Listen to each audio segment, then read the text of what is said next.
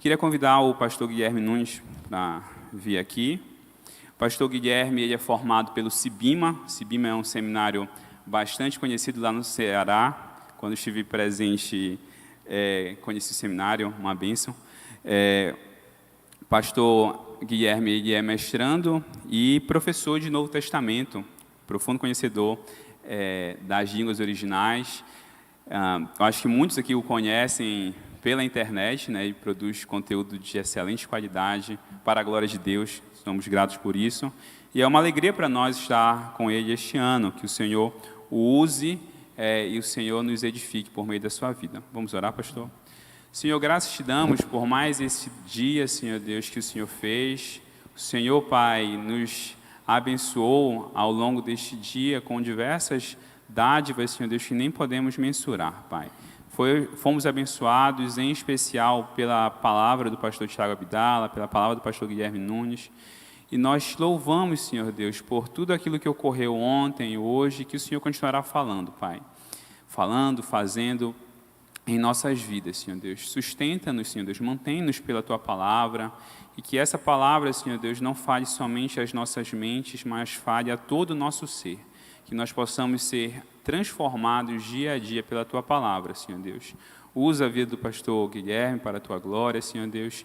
Que essa palavra, Senhor Deus, fale aos nossos corações, confronte-nos, exorte-nos, Senhor Deus, e nos faça, Senhor Deus, ser mais próximos do Senhor. É o que te pedimos em nome de Jesus. Amém.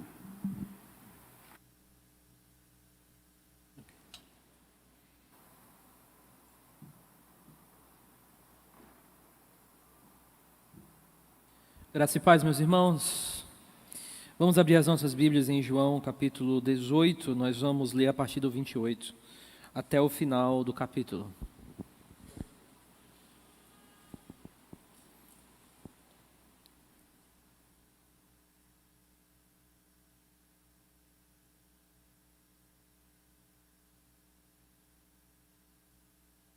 João, capítulo 18, verso 28.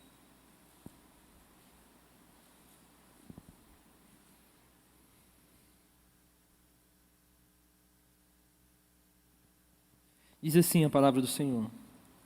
Em seguida, os judeus levaram Jesus da casa de Caifás para o pretório. Já estava amanhecendo e, para evitar contaminação cerimonial, os judeus não entraram no pretório, pois queriam participar da Páscoa. Então Pilatos saiu para falar com eles e perguntou: que acusação vocês têm contra este homem? Responderam eles: se ele não fosse criminoso, não o teríamos entregado a ti.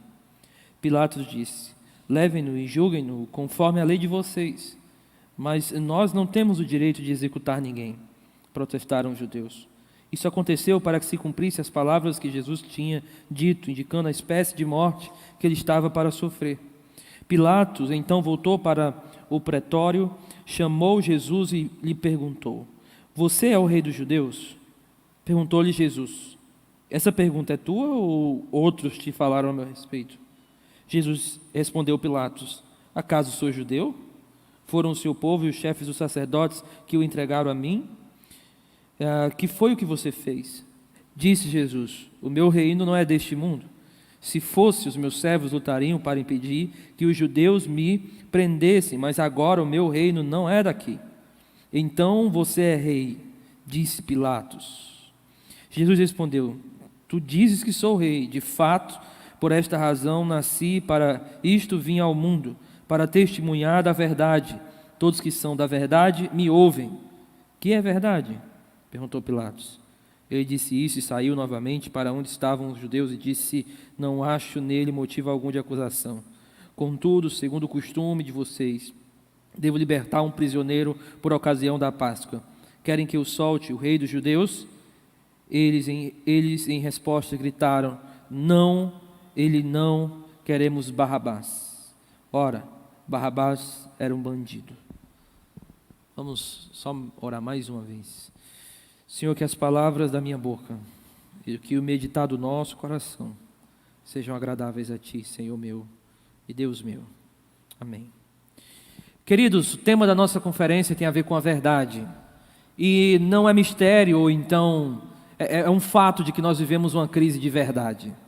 As pessoas, elas não querem saber da verdade, as pessoas não entendem mais o que é a verdade, e hoje nós vivemos uma espécie de, nós sabemos, de relatividade da verdade.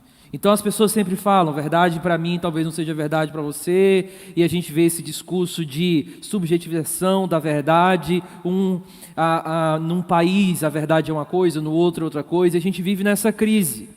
E a pergunta de Pilatos aqui é uma pergunta que beira aí aos séculos, porque há uma ideia de que o que é a verdade? E muitos filósofos já tentaram responder isso. Só que hoje, a crise que a gente vive não é mais a procura pela verdade, mas o desdém de qualquer um que diga de que existe a verdade. Quando Pilatos pergunta a Jesus o que é verdade, não pense que ele está querendo resposta. Como nós vamos ver, na verdade, ele não se interessa pela resposta. É tanto que ele sai, é tanto que ele deixa o lugar onde ele estava ali. Assim, nessa noite, eu gostaria de meditar rapidamente com os irmãos sobre o tema da verdade, e deixa eu mostrar aqui o caminho que eu vou tomar nos próximos minutos. Primeiro, eu gostaria de ver com os irmãos o que o Antigo Testamento fala sobre a verdade, o que o Novo Testamento rapidamente fala sobre a verdade, depois a gente entra no Evangelho de João e por último a gente entra no nosso texto, tá bom? Indo para o Antigo Testamento, quando nós examinamos o conceito de verdade, verdade, para você que está anotando, sempre aparece em conjunto com outra palavra. Na verdade, a palavra verdade, às vezes ela é traduzida como essa outra palavra. Ou seja, quando você tem na NVI, por exemplo, verdade, em outras, como a ARA, você vai ter a palavra fidelidade. Então, essas duas palavras, ou elas aparecem juntas, ou uma é traduzida como a outra. Então, qual é o conceito de verdade no Antigo Testamento? Existe, então, uma relação entre ser fiel e falar a verdade. Fidelidade é a qualidade que fornece um terreno adequado para a confiança. Quando alguém é fiel, ele está fornecendo um terreno para você confiar nele. Isso é fidelidade. E o que é verdade nos termos do Antigo Testamento? É uma conformidade com a realidade que prova ser confiável. Eu vou repetir. Verdade é uma conformidade com a realidade. E ela prova ser confiável. É por isso que no livro de Provérbios, a mentira é a distorção da realidade. Só que no livro de Provérbios, o tolo ele distorce a realidade não só mentindo, ou então falando algo errado. A distorção da realidade no livro de Provérbios, ela é mais complexa. É mais complexa porque aquele que não fala a verdade é aquele que de alguma forma fala um pouco de verdade, mas esse pouco não é suficiente para ser conforme a realidade, conforme o fato. Assim, fidelidade é o terreno onde alguém prova ser confiável. E verdade é uma conformidade com a realidade que prova ser confiável. Aí você pode perguntar assim, pastor, e quando é que essa palavra ela pode ser traduzida como fidelidade? E como é que a mesma palavra pode ser traduzida como verdade? É simples. Fidelidade geralmente é quando o sujeito é uma pessoa. Então na tradução fica... Ora, o Senhor é fiel, a tua fidelidade. Então, em vez de traduzir como verdade, ele traduz como fidelidade. Agora, quando o sujeito ou o participante ali, ele é ou uma fala, ou um conteúdo, ou uma coisa, a ideia é que aquilo é traduzido como verdade. Por exemplo, se você está anotando, Salmo 40, 20, diz o seguinte: não oculto do coração a tua justiça, falo da tua fidelidade e da tua salvação. Não escondo da grande assembleia, agora olha isso, a tua fidelidade e a tua verdade. Então, quando nós estamos falando de verdade no Antigo Testamento, a melhor maneira de você entender isso é através do conceito de fidelidade. Ora, se Deus é fiel, aquilo que Ele fala é verdade. Ora, se aquilo que Ele fala é verdade, então eu posso confiar nele porque Ele é fiel. Mas um termo aqui muito importante no Antigo Testamento, eu não vou ficar lendo tanto texto, mas é o fato de que verdade tem uma ênfase na conformidade com a realidade. É quando falo, eu falo algo que é conforme a realidade. Eu gosto de dar exemplos de casais sempre. Como é que no livro de Provérbios os casais sofrem com a questão da verdade? É simples. É quando você está lá numa confusão, ninguém escuta ninguém, e aí você fala assim, ok, mas você não disse isso. E a pessoa, eu disse isso, isso e isso, eu não disse isso? Disse. Aí diz assim, ok, mas não foi dessa forma. Ok, mas não foi desse jeito. Ok, você não está dizendo tudo o que aconteceu no momento. Provérbios vai chamar isso de mentira. Por quê? Porque não está em conformidade com o fato, com a realidade. O grande problema é que quando a gente interpreta a realidade, anote isso se você está anotando. Todos nós somos intérpretes da realidade. Nunca nós somos mero observadores da realidade. Então, por exemplo, se você tem dois serventes ali construindo um muro, se você perguntar para um, o que você está fazendo com esse tijolo? Ele vai dizer, bem, eu estou colocando cimento para colocar aqui nesse muro. Se você perguntar para o outro, ele vai dizer, o que você está fazendo com esse tijolo? Não, eu estou construindo um palácio. Os dois estão fazendo a mesma coisa, mas a interpretação da realidade é diferente para ambos. É por isso, por exemplo, que quando você está escutando uma notícia, alguns vão falar assim, não, você está falando o fato, mas não tem como nós falarmos o fato, nós somos intérpretes da realidade. Eu vou dar um exemplo no sofrimento. No sofrimento, o sofredor, não pense que o sofredor ele consegue interpretar, na verdade, ele não consegue ver o que está acontecendo com ele que não seja através dos próprios óculos de sofredor. Na crise, nós precisamos de ajuda porque os nossos óculos para a crise o óculos de alguém que está em crise. Assim, nós não somos meros observadores da realidade, nós somos intérpretes da realidade. E agora, o que é que fica então? Se verdade é conformidade com a realidade, e nós sempre interpretamos a realidade, como é que fica então para a gente descobrir o que é verdade? É porque nós precisamos daquele que criou a realidade. Assim, os salmos, eles vão dizer, verdade é a verdade do que Deus fala, porque Deus criou a realidade.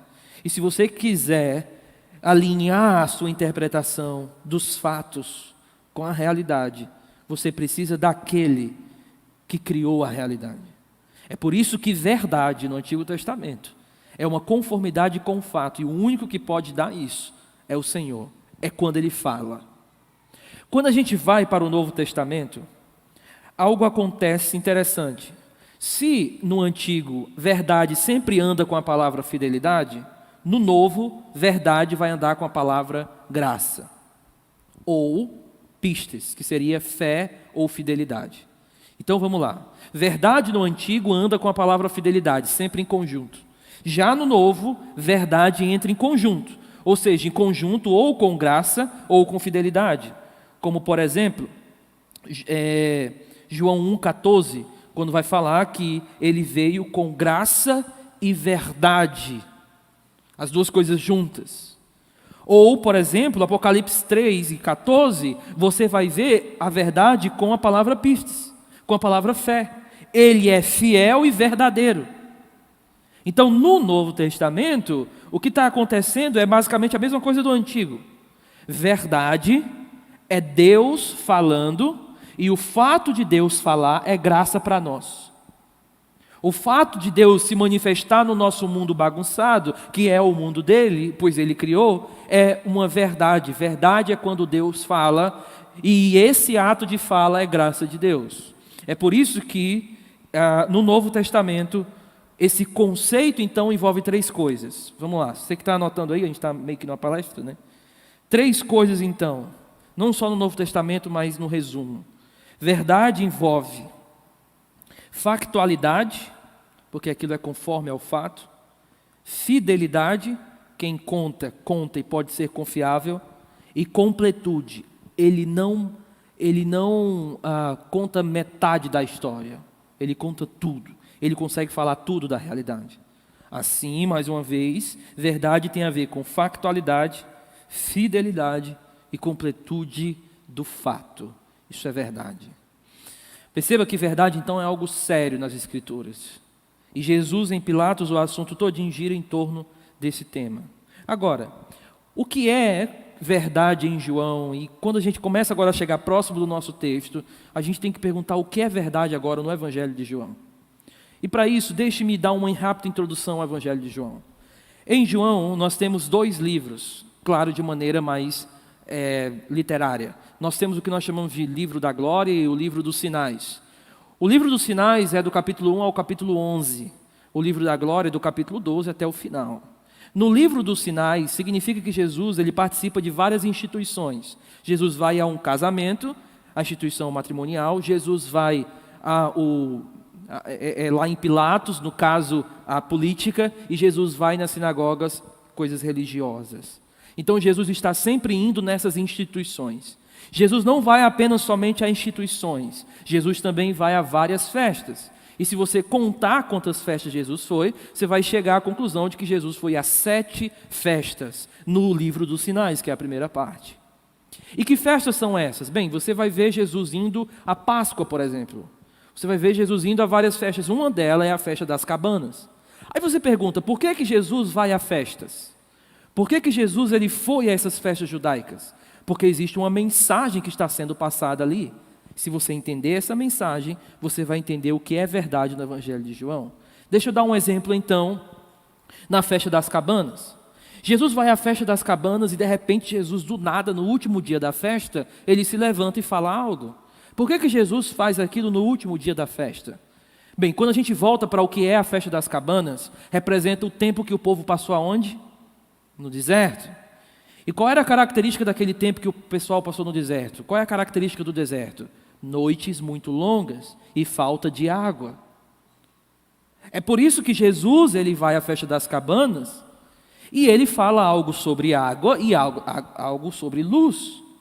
Mas o que era interessante é que as festas das cabanas representavam o povo lembrando do que Deus tinha feito no deserto, mas não só isso, também representava um pedido. Porque aquele período da festa era um período onde as noites eram muito longas, a chuva era escassa. Então a festa das cabanas não era só uma comemoração, era também um pedido. Que pedido era esse? No último dia da festa, o sumo sacerdote se levantava e subia numa parte específica do templo. Pegava uma bacia de água e lançava de cima, e as pessoas oravam, pedindo para que Deus se manifestasse em seu mundo, trazendo água e luz. Jesus, antes do sumo sacerdote subir, ele sobe aonde o sumo sacerdote subia. E ele diz, quem tem sede, venha a mim e beba. E depois ele diz, eu sou a luz do mundo. Jesus está dizendo o seguinte, aquilo que vocês esperam que Deus faça no mundo de vocês, aqui está a realização. Eu sou essa pessoa, a manifestação do que Deus está fazendo no mundo de vocês. Mas observa que Jesus não está só dizendo, eu sou o que Deus está manifestando no mundo. Jesus também está dizendo, eu transformo coisas. Ora, se a luz que vocês esperam é uma luz física, a luz que eu trago é uma luz espiritual. Então, quando você lê o Evangelho de João, você vai perceber que em toda festa que Jesus faz, acontece milagres de transformação. Água e vinho, transformação. Na água que a mulher samaritana deseja, é uma água física. Pensa que Jesus está querendo uma água física, Jesus fala de uma água espiritual. Jesus está sempre transformando. O que é então que nós vemos no Evangelho de João? É que Jesus é o que Deus está fazendo no mundo, e o que Deus está fazendo no mundo é transformando tudo. É trazendo transformação no mundo dele. Então Deus, no Evangelho de João, ele é aquele que está transformando a realidade. Ele está transformando os fatos através de Jesus. Então, o que é verdade no Evangelho de João? Verdade é Deus transformando a realidade. Quando você estuda, Andreas Kostenberg tem um estudo sobre verdade, nós temos várias dissertações sobre isso, mas resumindo tudo, para você não ficar lendo tanto livro não muito legais, livros chatos de ler, a ideia de verdade é que verdade é Deus falando ao seu mundo e transformando o mundo. A ideia de transformação, portanto, é o reino de Deus. E Jesus chama os seus discípulos a participarem disso. Deixa eu dar uma nota de rodapé aqui. Se você quiser ler todo o Evangelho de João, bem, você precisa ter 3 elementos rápidos. Você precisa observar que em cada narrativa, Jesus chama aos discípulos terem um conhecimento verdadeiro sobre Ele, uma experiência genuína com Ele e um testemunho intrépido dEle. Vou dizer de novo. Em todas as narrativas do Evangelho de João, você vai ter Jesus chamando para ter um conhecimento genuíno, conhecimento verdadeiro. Quem é aquele? O Filho de Deus. Uma experiência genuína. Ora, se tu soubesse a água que eu tenho para te oferecer, e um testemunho intrépido. Se me odiaram, odiarão vocês também. Quando você observa o que Jesus está chamando, Jesus está dizendo assim, participem da minha missão de trazer transformação genuína no mundo. Como Jesus? Ora, me conhecendo quem eu sou, tendo uma relação genuína comigo e testemunhando de mim. É isso que Jesus está falando no Evangelho de João. Jesus é o transformador. E aí chega agora no nosso texto. Quando a gente chega no nosso texto, existe uma característica do nosso texto. Eu não sei se você tem essa sensação. Um dos exercícios que eu passo para os meus alunos, quando eu estou dando aula de Novo Testamento, e principalmente de João, eu digo assim para eles, eu quero que vocês me expliquem o diálogo de Jesus com Nicodemos. Aí geralmente os meus alunos dizem assim, mas pastor, nem Nicodemos entendeu? E essa é uma impressão que a gente tem, não é? De que Jesus está falando uma coisa, Nicodemos está ali viajando total, e Nicodemos, Jesus falando, é necessário de novo, mas barriga de gente, como é que eu vou voltar para a barriga de gente? Então parece que Jesus está numa conversa solo ali. A impressão que tem é que aqui no 18 também tem isso. Parece que Jesus está falando, Pilatos fala outra coisa, aí depois Jesus fala outra coisa, e todo mundo fica se perguntando e ninguém se responde. Observa comigo, por exemplo, o verso 35 do capítulo 18. O que foi que você fez no final? 36. O meu reino não é deste mundo. Você diz, ok, Jesus, mas tu não podia ter só dito o que você fez ou o que você não fez? Mas Jesus não diz. Verso 37. Então você é rei? Disse Pilatos. Jesus respondeu, tu dizes. Ora, por que Jesus não disse, eu sou? Por que ele disse, tu dizes? Então parece um diálogo estranho aqui. Mas na verdade existem algumas coisas nesse diálogo que eu gostaria agora de examinar e a partir disso a gente chegar na nossa conclusão sobre a verdade de Deus. Primeira coisa que eu quero que você note é que um está respondendo o outro. Por exemplo, no verso 33, Pilatos faz uma pergunta. No verso 34, Jesus faz uma pergunta. Somente no verso 35 é que Pilatos responde. No 36, Jesus responde. No 37, eu tenho uma pergunta. A NVI traduziu como uma exclamação. Eu não entendo o que Pilatos está dizendo. Você é rei. Entendo o que Pilatos está dizendo. Então você é rei como eu suspeitava. Então a ideia aqui é uma pergunta. É tanto que depois, não diz que Jesus respondeu? No 37? Ora, se Jesus respondeu é porque anteriormente foi uma pergunta, não uma exclamação. Jesus responde então com tu dizes. E no verso 38 vem mais uma pergunta. Então existe um diálogo aqui. A outra coisa que eu quero que você note nesse texto é que existem 3 assuntos aqui rondando. O primeiro assunto é o assunto político. É o assunto que interessa a Pilatos. Veja a pergunta de Pilatos no 33. Pilatos então voltou para o pretório, chamou Jesus e lhe perguntou, você é o rei dos judeus? Então, quando nós começamos a examinar o tópico, parece que Pilatos só está interessado no tópico de política. É tanto que ele levanta o tópico. Ei, deixa eu só perguntar uma coisa para você. Onde é que você está em relação ao espectro político, Jesus? Você pode me dizer um pouco? Então esse é o tópico de Pilatos. Pilatos não está preocupado com mais nada. O que é esperado, né? Ele não está preocupado com mais nada. E aí Jesus introduz um outro tópico, que é o tópico da origem do destino. Veja o 36 mais uma vez. O meu reino não é, eu vou fazer uma tradução aqui, o meu reino não é do tipo deste mundo.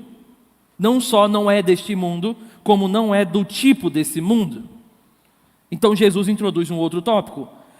Perceba que Pilatos não está interessado nesse tópico da origem de Jesus. É tanto que no 37 ele volta para o que ele perguntou inicialmente. Então você é rei?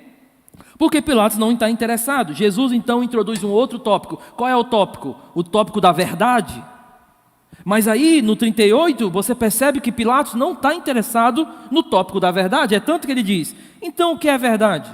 Diz aí o que é verdade. Perguntou Pilatos, ele disse isso e saiu. Porque ele não está interessado, nos tópicos de Jesus, ele está interessado no tópico dele.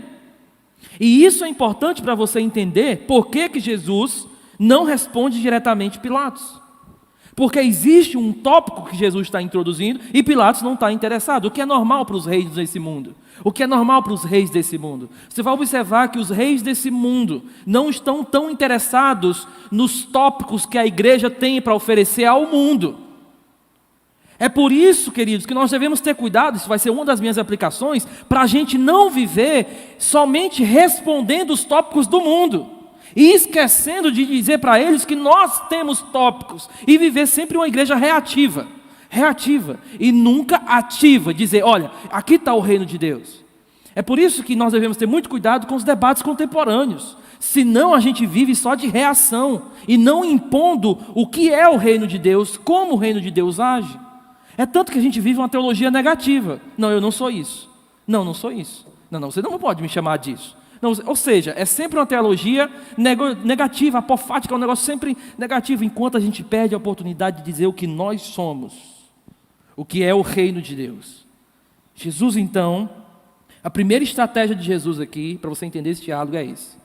Pilatos quer impor em Jesus o papel de um preso que está ali sendo ridicularizado. E Jesus não quer aceitar esse papel.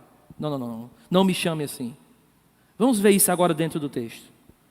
Veja a pergunta, verso 33 de Pilatos. Você é rei dos judeus? Se Jesus diz não ou sim, Jesus está aceitando o papel que Pilatos quer dar a ele, que é de prisioneiro, e é um papel de alguém que está aí sendo acusado, ou seja, você é um acusado.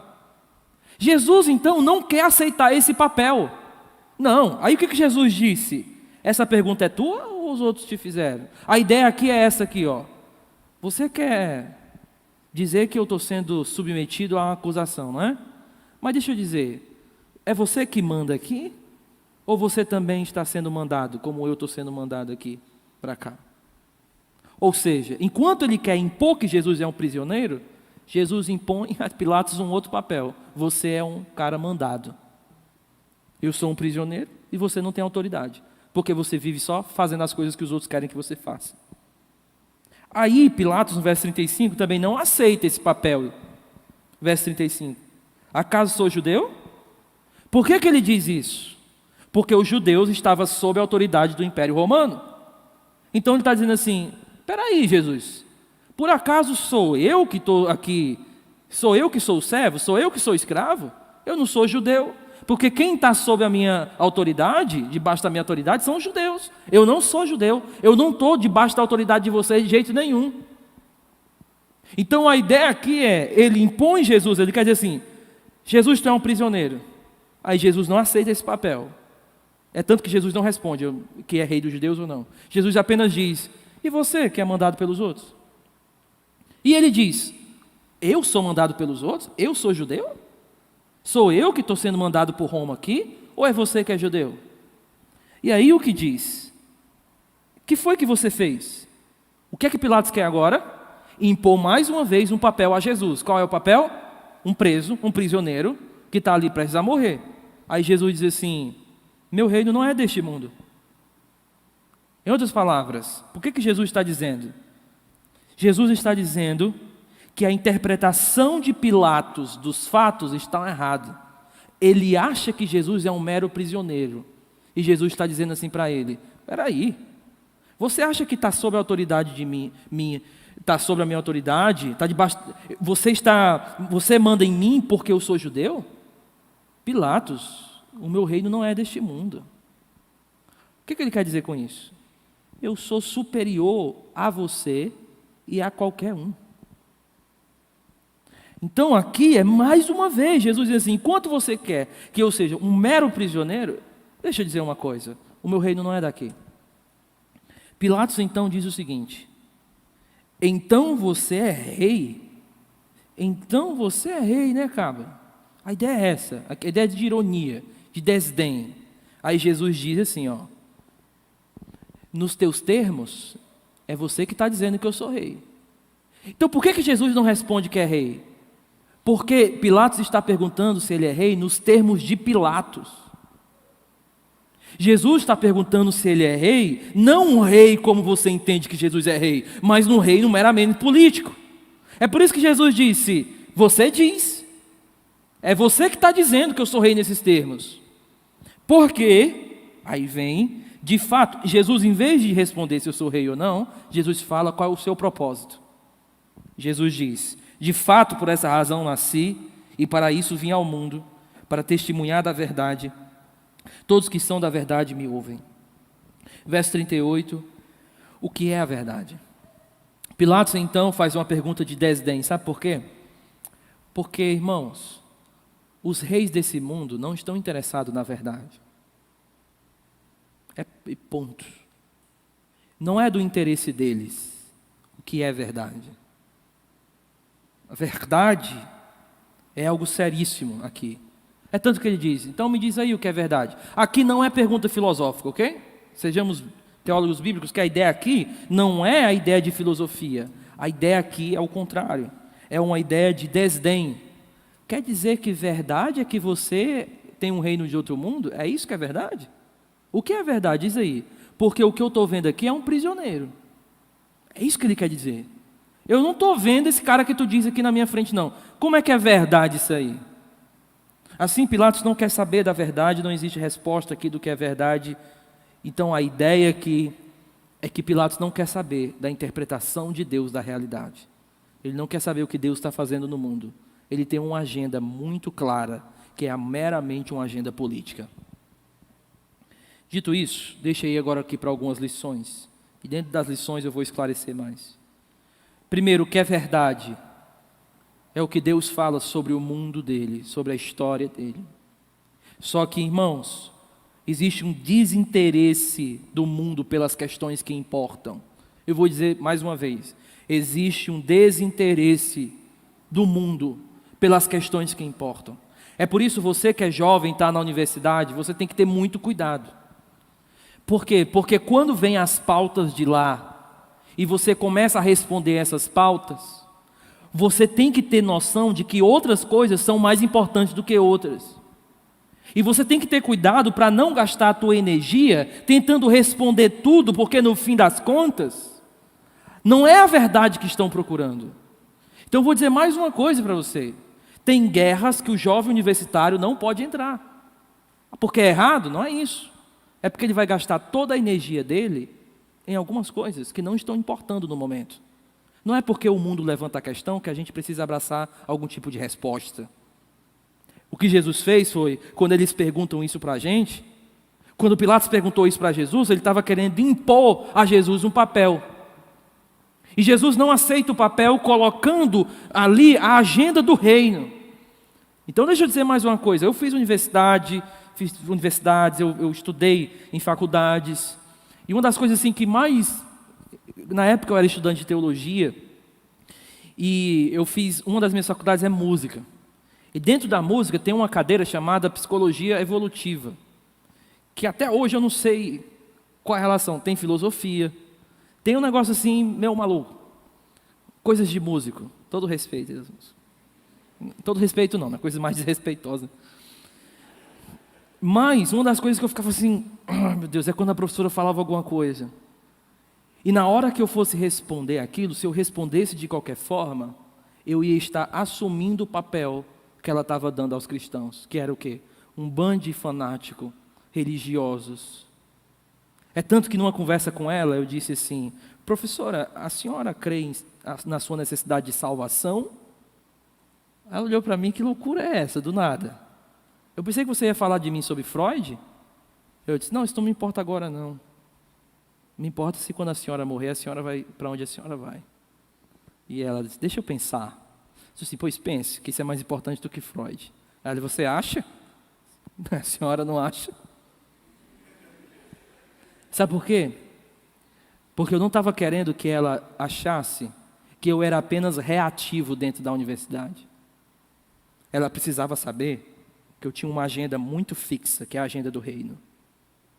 que não é somente reativo. Nós precisamos responder, mas não sempre reativo. É por isso que a apologética precisa ser, antes de tudo, além de uma apologética do amor, precisa ser uma apologética da sabedoria.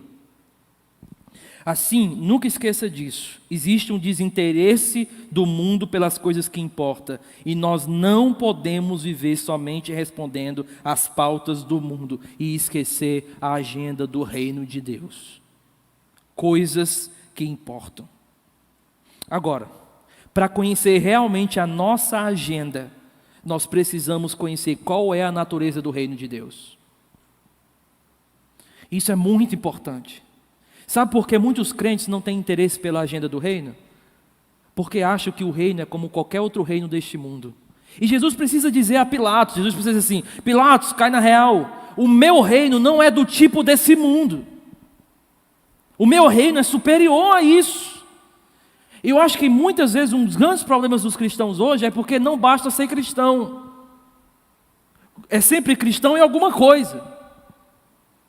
Não, eu sou cristão e... Eu sou cristão e... É como se a gente conseguisse compartimentalizar aquilo que antigamente não era dividido. Eu sou cristão e quem assim disse, definiu a sua vida, a sua família, a sua pátria. Assim, irmãos, nunca esqueça disso. Precisamos conhecer qual é a natureza do reino de Deus. Eu vou dar um exemplo prático para você. Quando alguém chega dizendo assim, cara, minha vontade é dar um tiro na cabeça de um bandido. Sabe o que é engraçado? É que muitos cristãos acham que isso é certo. Ah não, pastor, legítima defesa? Ninguém está falando de legítima defesa aqui não. Eu estou falando do sentimento de alguém que, ao contrário de Jesus, age com ódio dessa forma. Um policial, crente, ele deve fazer o serviço dele, mas em lamento, quando alguma coisa assim acontecer, dizendo assim, ó, não era para ser assim. Isso é reino de Deus. Não era para ser assim. Eu tive que fazer o meu trabalho. Eu tive que impedir esse cara, eu tive que matar esse cara. Mas não era para ser assim. Isso é reino de Deus. Sabe qual é o problema? Hoje a gente está abraçando qualquer pauta de qualquer outro reino. Então no reino de Deus é sempre parecido com alguma filosofia. Não, eu sou dessa filosofia porque parece muito com o reino. Cara, sinceramente, basta ser cristão. Antigamente, uma das palavras que mais eram perguntadas para os mártires, inclusive o mártir sanctus, era: quem é você? Qual o seu nome? E ele respondia: eu sou cristão. E perguntava de novo: quem é você? Qual o seu nome? Ele respondia: eu sou cristão. De onde é que você vem? Eu sou cristão. Sempre perguntando isso a ele. Aí os soldados disseram assim: vamos fazer o seguinte, vamos matar ele, mas vamos fazer uma coisa bem diferente. Vamos fazer uma fileira de coisas, de pessoas, soldados, e quando ele for passando, a gente vai torturando ele com leões, com tudo, e perguntando a ele quem ele é, para ver se ele não vai responder. E o jovem Sanctus, no dia da sua morte, ele foi passando, e as pessoas iam perguntando quem ele era, e ele não parava de responder: eu sou cristão. E no último soldado ele disse assim: eu sou cristão, e quem assim se define, já deu nome à sua pátria, à sua família e a tudo mais. É por isso, se você me perguntar, quem é você? Um cristão não precisa de cristão e... O cristão poderia responder muito bem, com alegria no coração: eu sou cristão, porque eu sei a agenda do meu reino. E eu sei que o meu reino não é do tipo daqui. Não é comparável com nenhum tipo daqui. É por isso que, para conhecermos a agenda do reino de Deus, nós precisamos conhecer a natureza do reino que nós proclamamos. Assim, não podemos perder, e aqui é o meu último ponto. Pense comigo uma coisa: o maior desafio da igreja hoje não é simplesmente perder o que é verdade. O maior desafio da igreja tem a ver com a desatenção das coisas que importam. O seu maior desafio, cristão, é manter a atenção naquilo que importa. É fazer o que Jesus fez com Pilatos. Pilatos com coisas totalmente secundárias. E Jesus trazendo as coisas que importam. É por isso, jovens, estudem, tenha melhores notas, mas nunca deixe que no fundamento do seu ser seja ser cristão e outra coisa. Que lá no teu coração você entenda que ser cristão basta. Porque você sabe a natureza do reino que você está servindo. E não vivemos sempre respondendo, mas colocando o que é verdade para as pessoas. Em algumas pautas, como homossexualidade e outras, às vezes o caminho filosófico vai se vir, mas às vezes chamar o arrependimento e dizer por que eu sou cristão é mais simples, mais direto. Então escute uma coisa, o nosso maior desafio nos meses que virão esse ano vai ser manter a atenção nas coisas do reino que importam. O maior desafio nosso como igreja desse ano é manter a atenção no que importa, é nunca deixar de ser igreja. O meu pastor, o pastor Rômulo, que a gente trabalha junto, ele diz uma coisa muito interessante. A gente estava em plantações de igreja, a gente trabalha nisso de plantações de igreja, a gente está plantando uma igreja, e temos várias igrejas assim em plantação, eu estou em uma, e Deus tem abençoado a nossa igreja.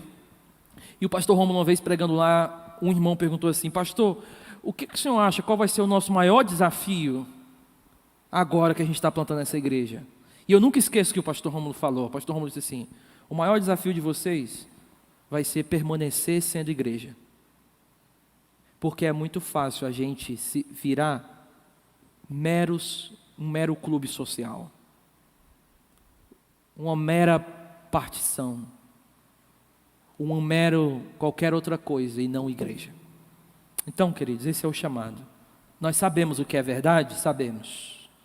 Então, que a gente mantenha o foco nas coisas que importam. Vamos orar. Senhor, como o nosso Senhor Jesus é sábio em tudo que faz, em tudo que fala, e o Senhor prometeu para nós que o Teu Espírito estaria em nós, para agirmos também com sabedoria. Então nos ajuda, Senhor, a entender a verdade, a natureza do reino, e viver, Senhor, com foco nas coisas que importam. E não nos deixa, Senhor, nos perder de sermos igreja, mas nos ajuda a permanecer sendo igreja. É isso que nós te pedimos, Senhor, em nome de Cristo. Amém.